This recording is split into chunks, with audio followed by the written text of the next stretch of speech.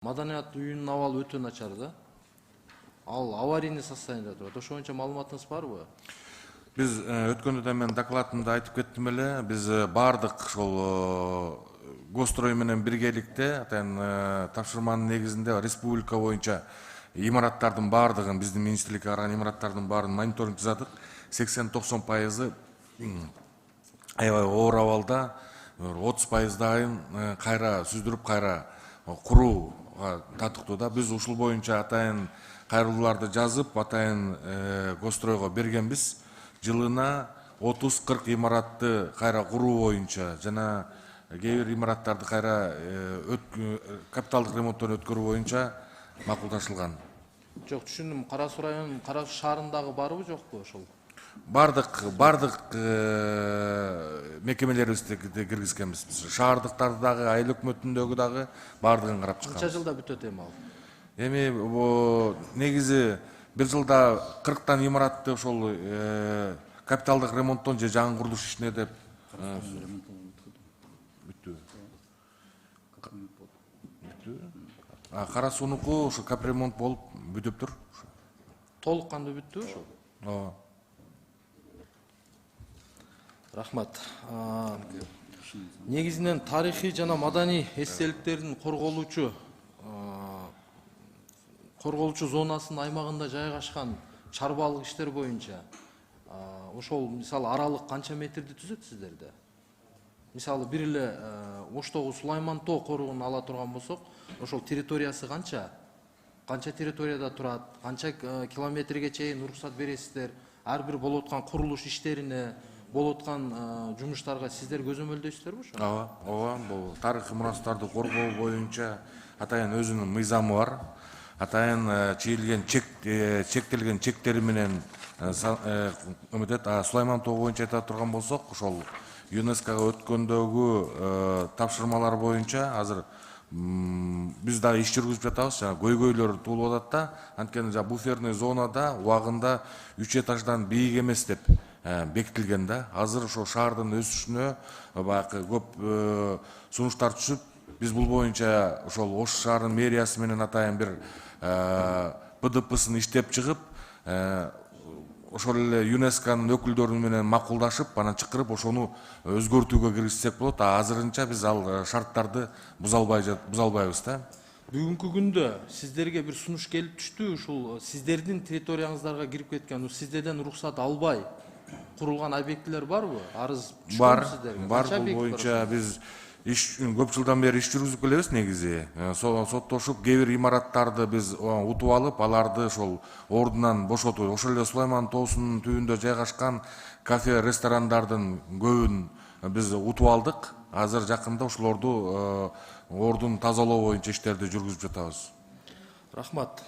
Кийинки суроо, мисалы сиздер жер казынасын пайдалануучу ишкерлерге, инвесторлорго, ошондой кен казуучуларга дагы сиздердеги бир бөлүм уруксат берет да, негизи. Ошол кандай иш жүрүп атат? Негизи сиздер берген корутундунун негизинде анан Минприрода лицензия береби?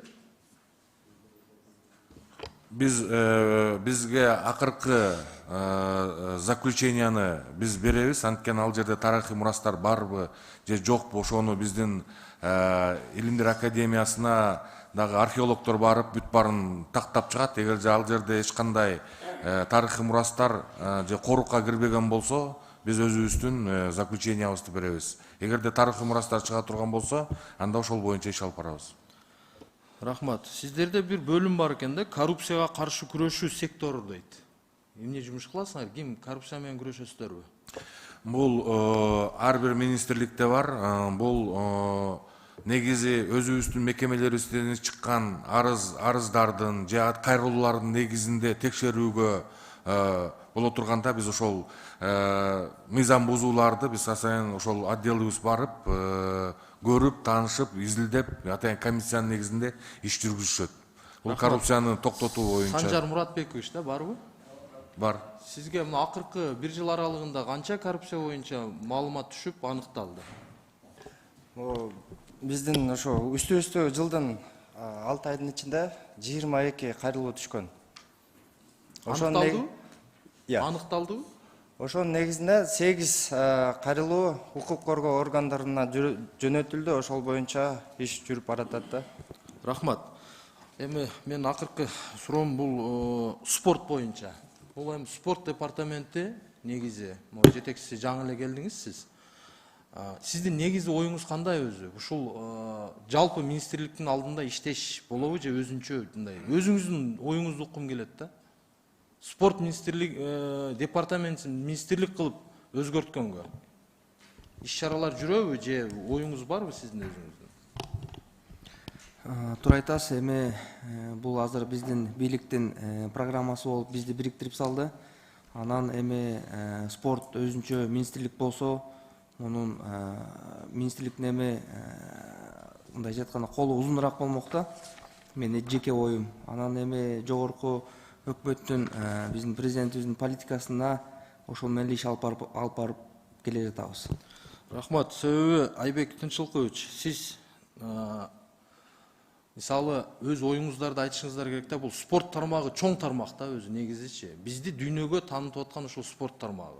Сиздер мында кеңири анализ жасашыңыздар керек да. Мына биздин канчалаган балбандарыбыз чыгып атат. Ошол эле мисалы Акжол Махмудов, Айсулуу Тинебекова окшогон биздин чыгаан жаштарыбыз чыгып атат. Барып ушул дүйнөлүк олимпиадада биздин желегибизди көтөрүп медалдарды алып келип атат. Бул деген сөз бизге мисалы башка бир министрлик миллиарддап алып келген инвестициядан дагы жогору турат. Ошон үчүн эми азыр спортко эми күндөн күнгө көңүл бурулуп атат. Бирок жетишсиз да бардыгычы, ар тараптуу жетишсиз. Ошон үчүн сиз биринчи кезекте өзүңүздөр дагы сунуш берип туруп, бир кайрылуу болсо келсеңиздер, биз дагы коллегалар менен жардам берели. Ушул спорт министрлигин эме департаментин министрлик кылып алып чыга турган болсо, мындан кийинки жаштарга дагы койла стимул болмок да.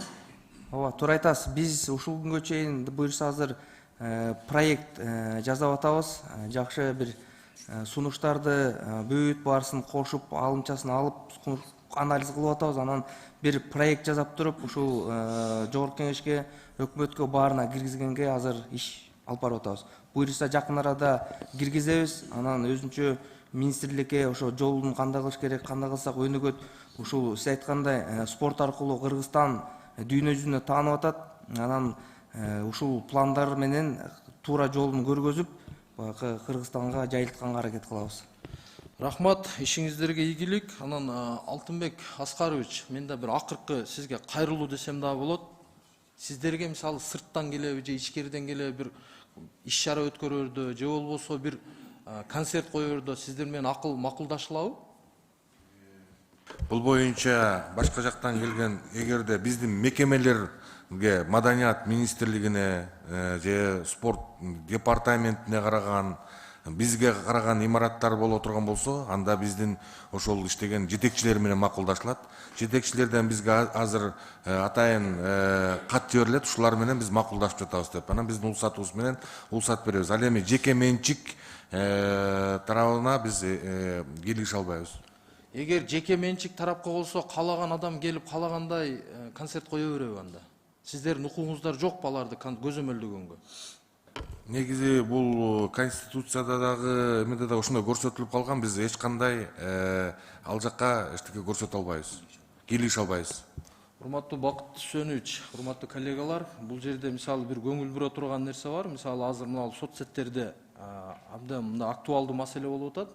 Жакынкы күндөрдө бизге ушул биздин жаштарыбызга, келечек муунубузга өтө бир терс таасирин тийгизе турган, же бир динден кабары жок, бир журт бузар десек дагы болот. Кайсы бир чет элдик Моргенштейн деген бир артист дейбизби, аны эмне деп атаганга деле тил барбайт. Ошол киши келип туруп эми биздин жаштарга концерт коет экен. Ошого сиздер чара көрбөйсүздөрбү? Кандай Биз ошо иш алып барып жатабыз. Бул Моргенштейн боюнча биз көчө күнү дагы атайын тапшырма берип, ошол имараттын жетекчиси менен да сүйлөшүп, иштер алып барып жатабыз. Бул боюнча биздин да сиз менен пикирибиз бир. Анткени ошол эле Россия Федерациясында дагы буга кылмыш иши козголуп, мындай берилген. Бул боюнча биз иштерди алып барып жатабыз. Токтото аласыздарбы? Токтотконго иш алып барып жатабыз. Ошону бир көңүл буруп койсоңуздар. Биз өзүбүздүн кайрылуубузду айтып койсок, урматтуу коллегалар, бул биздин келечек муун үчүн өтө жат көрүнүш. андайларга чара көрүшүбүз керек. Көңүл сыртында калтырбашыбыз керек. Чоң рахмат, ишиңиздерге ийгилик.